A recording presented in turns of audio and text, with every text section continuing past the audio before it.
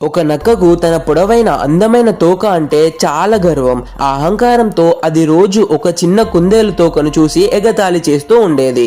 ఒకరోజు అకస్మాత్తుగా ఒక వేటగాడు వేసిన మత్తుబాణం ఆ నక్కకు తగులుతుంది.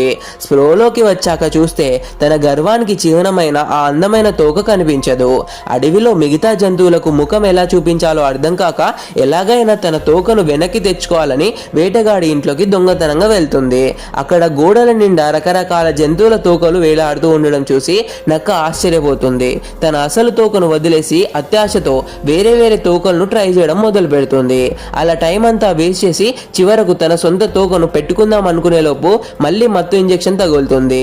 మళ్ళీ కళ్ళు తెరిచి చూసేసరికి తన తోక ఎదురుగానే ఉంటుంది. కానీ ఈసారి వేటగాడు దాని శరీరాన్ని మాయం చేస్తాడు. మనం దేని గురించి అయితే అతిగా గర్వపడతామో కాలం మన నుండి దాన్నే లాగేసుకుంటుంది. అహంకారం మరియు అత్యాశ మనిషిని సర్వనాశనం చేస్తాయి.